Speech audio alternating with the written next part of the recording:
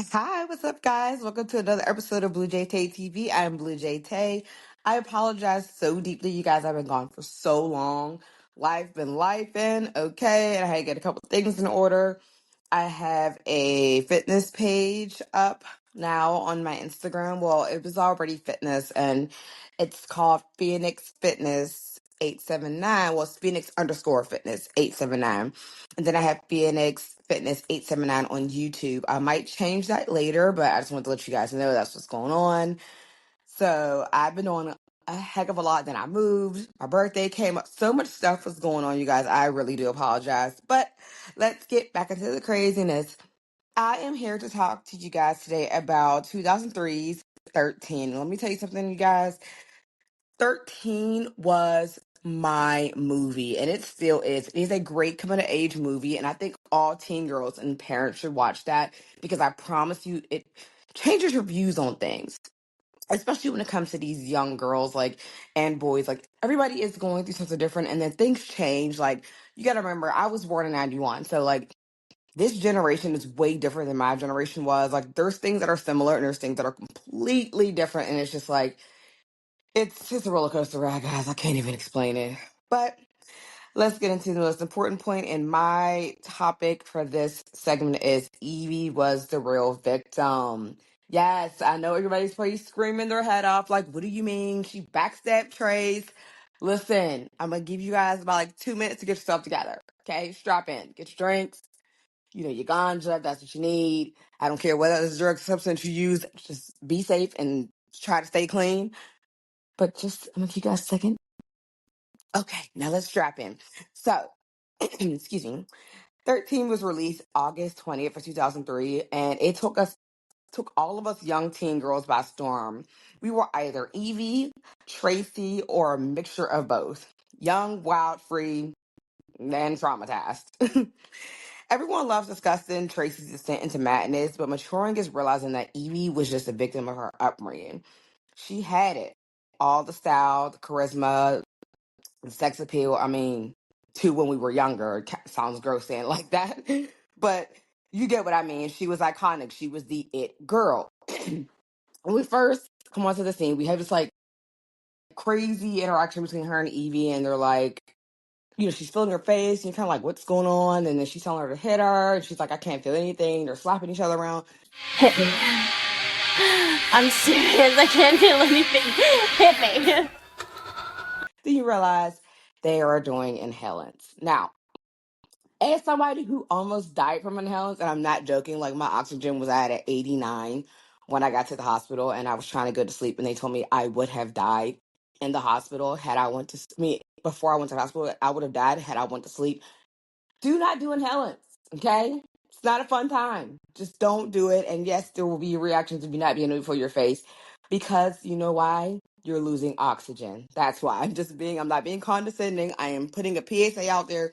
Don't do drugs, okay? Don't do it. But so they're having like this like laughing, giggling moment. They're slapping each other around. And there's like, I like how the editing was of this movie, the color style and everything. Like it just shows like the happy moments, the dark moments, like, all the color schemes change. So you get kind of like a basis of what you're seeing because you see that like, you know, the girls are doing drugs and then like at the end, Evie's like, yeah, like screaming. And then that's when you see that she has a tongue piercing. And then it says, the title card comes on 13. You're like, whoa, not a 13-year-old girl with a tongue piercing. So you get a nice little run in to who Tracy was before she met Evie.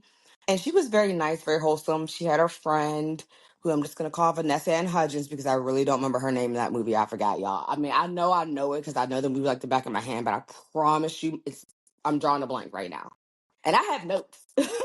But so, the girls are having fun, they're getting ready for school, she looks like a regular teenager. Both of them do. Her brother Mason's pretty cool. Her mom Mel's pretty awesome. You get to school, see all these crazy wild teenagers. They end up eventually seeing Evie. She's getting all the attention from guys, all that good stuff. And then there's like another scene where, the girl's looking at her like, the nice socks, whatever, which is like, okay. Again, I get the sentiment in the movie. I just like, dude, I like still, even with my little sister, like, and I had my first child at 18. I was still playing brats with my sister at that age. Like, I'm not even joking. Like, yeah, I was still being grown, whatever, but I was still out here playing Barbie dolls. Okay, nothing was above me. Okay, I would still do that shit. Be honest, but so Tracy's at home. She's like feeling kind of upset because the girls that were hanging out with Evie, the popular girls, are like, oh my gosh, nice socks. So she's throwing all her stuff away, her Barbie dolls, her cute little fun things. Then her mom comes in. I just love Mel so much because she just came in and was like, I'll throw that away too. And then she's like, what's wrong with those socks? She was like, I need new clothes. She's like, wow. She's like, because I look stupid. Hello. And then, again, why I love Mel, she was just so down to take Tracy to go shopping. She was so down for it, dude. And I loved every second of that. There is a part there that I promise you it took me like I'm 34. So I probably was like 32 when this dawned on me, like when she had gave her mom had gave the woman some money, and then she was looking through her bag and she was like, I know I got another dollar and quarters in here, and she like puts some change down and there's some pills, and she's like, I can wash these off. And I'm like, ma'am, did you just do a drug transaction? But that was a different time. I mean, I'm not gonna say too much. I ain't about to get me shadow banned. So Tracy basically gets dressed up. She meets up with her friends. They're at lunch. Evie walks past. She's like, they're talking about their projects. She's like, I gotta go to the bathroom. Usually, most of the time, teenage girls, even adults, we go to the bathroom with each other. So I was actually kind of shocked they didn't go. But whatever. So they're basically, her and Evie start complimenting each other on their clothes. Evie turns around. They're looking at each other up and down. And they're basically giving you a difference in their style. Like Evie's got that like sexual gothic chick type of look. And then Tracy has like this, I mean, typical 13-year-old girl outfit. I mean, like, cute little shirt, jeans, drawn on the shoes, Converses, the X bracelets. Some of us played those. I did it. I just wore them because they were cute at the time. But, she had like a couple of those things on. So it was a nice transition. And then Evie's like, we can go shopping on Melrose. So coming after school, she gives her a number. Evie kind of gives her this weird, like, seductive look. It was weird. Like, it's kind of hard to read, but it was almost like, huh, yeah, sure, I'll see you. But it was also like a very weird, seductive look. But either way you look at it, Tracy's ecstatic. She's losing her shit. Her friends they're walking home, and she's like, oh, I forgot I had dance practice, which I don't think it was ever mentioned in this damn movie that this girl did dance or whatever. But so she, she leaves. They I think it's dance. Forgive me, y'all. If it's not dance, put it in the comments. I swear I think it's dance. But anyway, so she's walking home. I mean, she walks into the house. Mason's with the predator, Luke, and he's like, yeah, mom wants you to clean your room before she gets home. She's like, okay. She refuses to do any of that. She's calling Evie. The number keeps like saying that it's basically not in service. So she's like, okay, maybe I'm tripping. So she pulls the number out, calls it again. So she's like upset. She gets mad. She kicks the groceries. They come in, whatever. It's not important. It's just some whatever sibling banter bull crap. Then she goes into the hall, well, basically outside, and she just starts smoking a cigarette. I'm like, ma'am. But she sees her mom pulls in. She puts the cigarette out, goes, meets the girls at the mall. Evie's with Astrid. How do I remember Astrid's name and I didn't even remember her friend's name? Anyway, but she's with Astrid. They're like laughing and joking, doing girl stuff, whatever. And Tracy's like, oh my gosh, I only brought $10, which did I ever go to the mall with $10 back in the day? That's neither here or there. So they're like laughing and she's like, what? And then they're looking at the girls and then they're looking back down, they're like shoplifting, and Tracy's looking at the girls and they're completely not paying any attention. They are giggling and looking at a magazine. Mind you, they're working at a mall. But I digress. So Tracy's like, oh, I'm gonna go get your water. And then she walks outside and they're like laughing. And Ashley's like, loser. Then she's sitting next to some loud, annoying, obnoxious lady, but I get it. I, I get it. I get it. I've been so busy where it's annoying as hell too. But So she's talking about this event she has going on, blah, blah, blah, blah. Tracy ends up pulling her wallet out of her bag, like sneakingly, and she kind of walks off with it. And then she meets up with the girls back on Melrose, and she's like, "Look, I found a book," and she pulls it out. I mean, there's stacks in there, like, and she's like, "Let's go shopping." And they're like, "Hell yeah!" Like, and I'm just like, "Oh man, this lady!" Like, so they go to Skechers, they go get some shoes. Tracy runs home. She's like asking Mason who's the hottest girl he thinks at school. He's like, probably Evie's more. She's like, guess who I hung out with today? He's like, bull. She's like, Melrose Avenue with her little silver hoop earrings. Y'all don't know. If y'all listen, the silver hoop earrings was a staple of young thotties back in the day. Y'all don't get me started. So Mason kind of gives her a look and she's like, what? Is it that hard to believe? I think she was missing the point that Mason knows how Evie is. He didn't want his little sister. I mean, I know it's like a total double standard, but like, let's be real. He's a young, horny boy. He doesn't want his sister being out doing young, horny girl stuff, you know? So that's why he was looking at her like that, but it completely went over Tracy's head. So fast forward to Tracy comes, in the kitchen. She's snacking on some olives. She's like, Mom, why is there 4 places? She's pissed off her mom's boyfriend who was in rehab is coming out. So she's pretty irritated about it. I mean, completely irritated to the point that she literally asked him, like, how was the halfway house? Like, girl, like, I mean, Brady took a lot of punches from Tracy where, like, towards the end, he was getting ready to walk out. And I understand it. But, like, the way I would have cussed her out would have been insane. But I digress. So the girls meet up. Evie, I mean, and Trace, they meet up with her mom. They're like, can you take us to Melrose? And then she's talking about stuff that they can buy. She's like, no, Mom, you get to sleep us alone. Da, da, da, da. Whatever. Tracy's like so excited. She even said it's the best day of her life or whatever. Her getting dressed. She calls her sister, like, but you can tell Evie's like very pissed because she's like, I need to talk to your mom. She's like, she's just my cousin. And I'm just like, ooh. Which Mel, I feel like that's a typical TV mom because I would have been like, what's the issue? Like that would have set alarms off for me because why was that such an offensive thing to you? You know what I'm saying?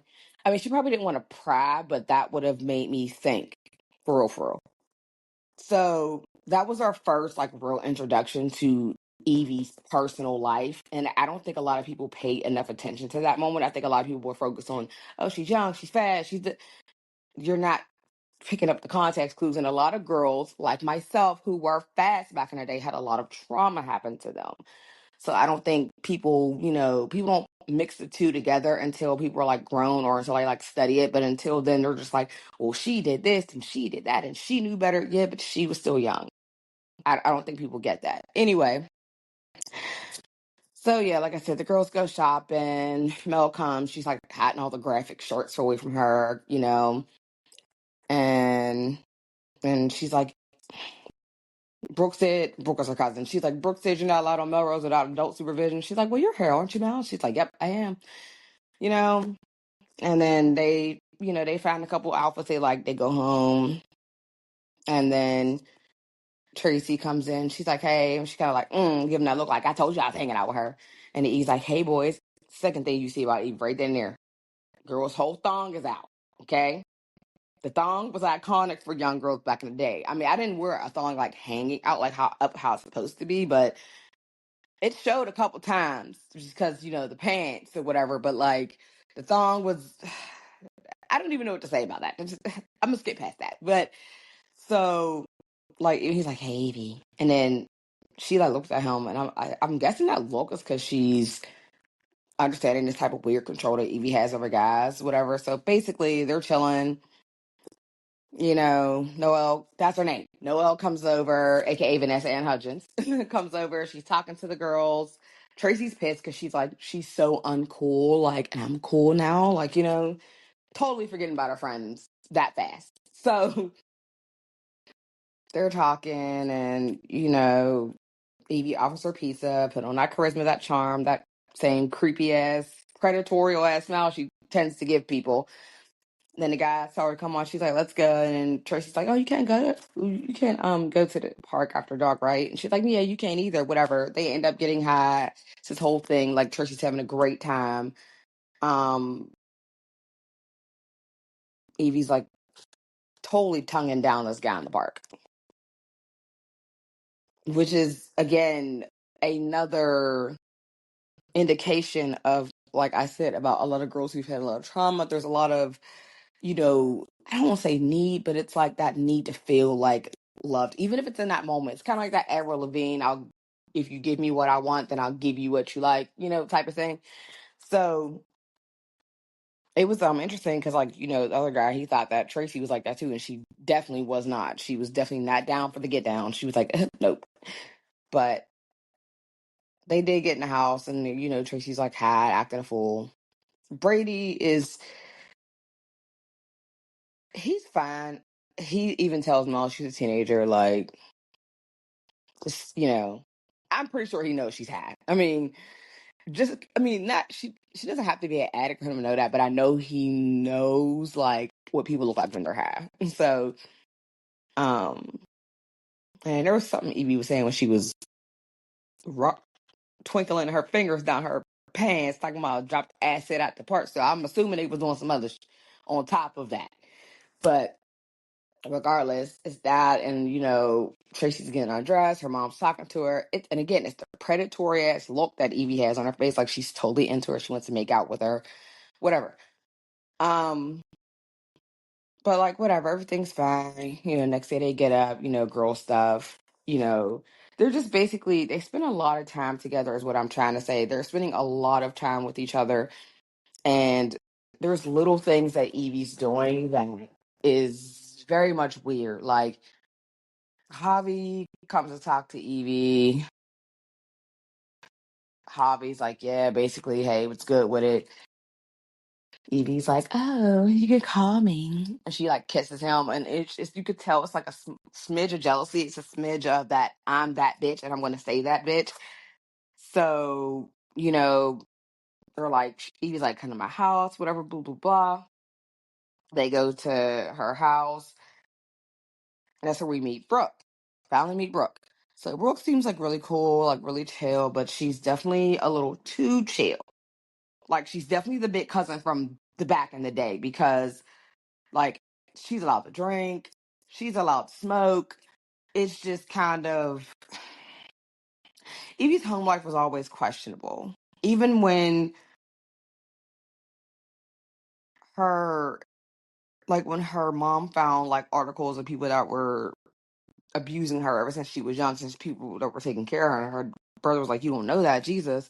I just feel like she had a lot of moments where she might have been a little bit too wild. Like, you might have to send her to a reform school or something like that, but she was just wild. And she was like that because she was able to control everything around her, which another thing, control. Control was a big thing in a lot of SA victims or survivors. Control is something that's really big. I had a lot of control issues. I still kind of do, especially in that department. I mean, it's different now. I'm married. I don't have to worry about certain things, but being like single and stuff like that, like, yeah, there was a lot of actual control that I needed to have, you know.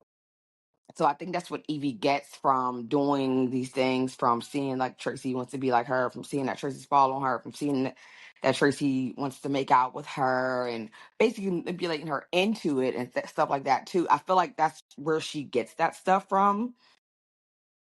I feel like she's she's good at manipulation too. Like there's a scene where her and Tracy like go to Luke's house. Actually, I think it was the next day after that hobby scene. Um, her and Luke her and Tracy go to Luke's house, and then she basically kind of coerces him into drinking or taking a shot with them, and basically getting them started in a threesome. He didn't follow through with it because he ended up like freaking out. Yes, because he finally realized. How about we make a Luke sandwich? How about your jailbait? Luke, you know I'll never tell. I'm Luke. No. Danger, Will Robinson. You know what? Just Why don't you guys get out of my house? Okay, just get the fuck out of my house. Stop, okay? Now get out. Please, just get out of my house. Get out of my house now. Get the fuck off the fucking house! Please, just get out of my house. Just go. Just Chill out. get the fucking way. I'm a consenting adult, and these are two consenting teenagers, children. Hello. That's why I said he was a predator. I don't give a damn what nobody say. That man was a predator. Like, I applaud him for stopping, but you're a predator, bro. You were totally down with hooking up with these two young girls. That was a little too much for me. But when he did that, and then when he pulled Evie to get her out the house, she said, "Get off of me, you effing pervert." That let me know, like, I feel like she. I feel like how troubled she is. She was so good at manipulating that situation to make it seem like it was a predatory situation, unconsensual, even though it was consensual on his part until it wasn't anymore. I feel like she kind of destroyed that part of people, even for people that were slightly innocent, or like the guy who pierced Tracy's tongue, how he was being creepy towards her, and she said, "Yeah, he ate my," and then she's like, "I'm kidding, idiot," but I think like she's only kidding because the way Tracy reacted to it. I don't feel like she's ready to pull her in her world all the way. I just feel like Evie had this very troubled mindset, and nobody around her was able to see that, literally up until it was Mel. I mean, I feel like Mel seen it, but I feel like Mel seen the side from a parenting standpoint where you look at somebody and be like, "Are you okay?" And I feel like she was looking at her like that, like, "Hold on," because like Evie did some really questionable stuff, and she was always trying to charm her way out of stuff, but like her charm started wearing off. Like it even started wearing off on Mason, where it was just like, I don't know about that.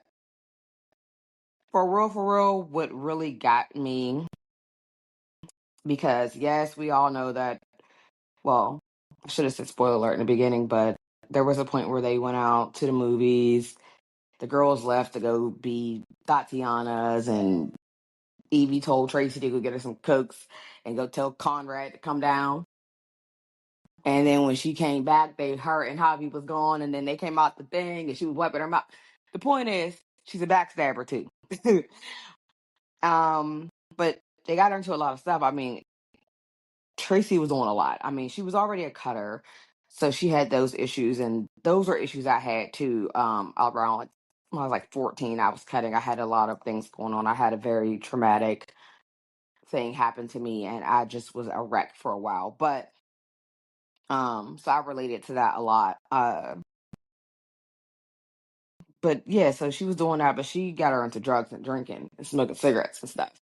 Well, I'll say she was already starting to smoke cigarettes, but you know what I mean. She got her into drugs and drink. I mean, like hard drugs.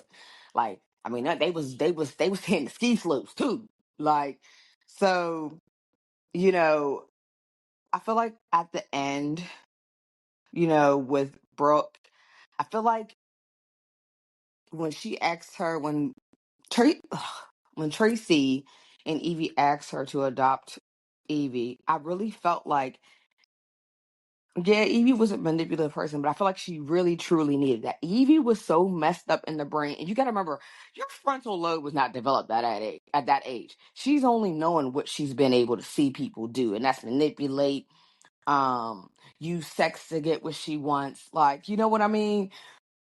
Excuse me.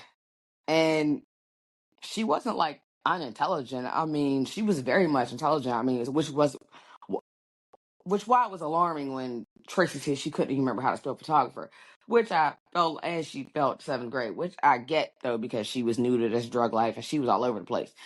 But um I feel like her telling Evie when they went to go see Brooke again that she wasn't gonna adopt her, I feel like that broke Evie. I felt like she could have a real family, and that was what broke her for real.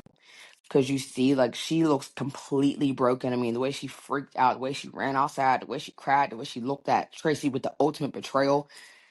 She was so upset. So by the time that next day came, and, the girls had, she seen the girls, they all hopped in the car, and they're like, hey, they just left. And then Tracy's like, what? Come get me, girl. Like, she's like, oh, girl, she ain't messing with you. She hates you because I feel like a lot of those things did happen to Evie. I feel like she was assaulted. I feel like she was beaten. I feel like she was clearly neglected because she was allowed to do whatever. She was allowed to stay out till whenever. She was staying at Tracy's house forever. So I just feel like she didn't have the proper guidance and supervision. And I feel like, like any of those like complicated come of age movies, I feel like she could have been saved a little bit by Mel.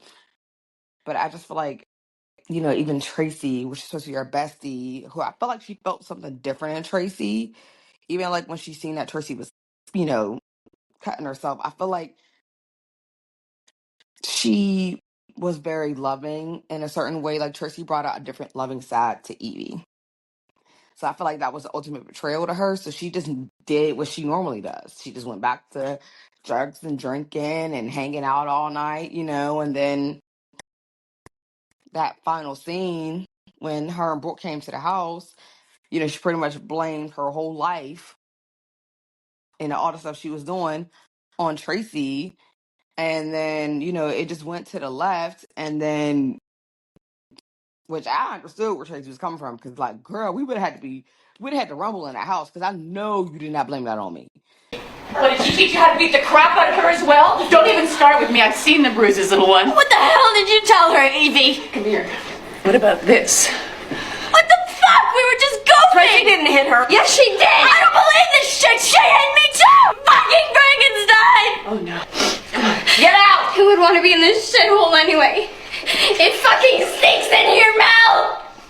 And I appreciated Mel when she's like, Tracy was playing Barbies before she met Evie. Like, and then that's when, of course, Brooke brought up the whole her beating her up thing. And then it was just like this whole big fiasco. And I felt bad for Tracy because she really, really liked Evie. And I feel like Evie really, really liked her. She even tried to change her look when she came there because Evie came there. That's probably the most clothes I've seen the girl wear. But so it pained me to watch that happen. But I feel like she was begging and crying for help no matter what. So was she always the best person? No, but I'm talking about what trauma does to you. Like, I'm 34 years old. My first traumatic experience was when I was 14. I'm talking about 20 years later, there's still little things that I go through because I've been trauma. Trauma is a very powerful thing on the brain, okay? And it really does a lot to you as a person. So I'm not saying she was right for some of these things she did. I'm not saying she was right for some of the manipulation she did. I'm not saying she was right for, being wild and promiscuous and getting somebody she didn't know into drugs. What I'm saying is that her life and what we learned, the triggers that we learned that she has and things like that, I believe were the cause of why she was the way she was. Seeing that people manipulate people all the time, manipulate her, that was who she became. That's the persona she took over at that point. That she's a child at the end of the day. Because I know a lot of people argue with you. People still argue with me about Manny from Degrassi. And I'm like, dude, she was a kid. And y'all keep skipping over that. I feel like people go a little too hard about stuff like that because there's a lot of people that are dealing with that to this day. I know people that are still like, they're beyond like, oh, it was just a party thing for me. No, they're drugged out somewhere because nobody, they weren't able to move past that part in their life where they weren't the best person or things were going wrong. So I applaud them for addressing Evie that way because it gave you something else to look at on the surface level. You look at it like, oh, she's just wild, untamed, and she's a backstabbing bitch. Yeah, she could be all those things, but two things can be true at once. So with that being said, I love you guys. I'm sorry to keep you so long. I'm sorry I kind of rambled like halfway through that, but I was trying to make a point. But I love you guys and stay awesome, stay sweet. Bye.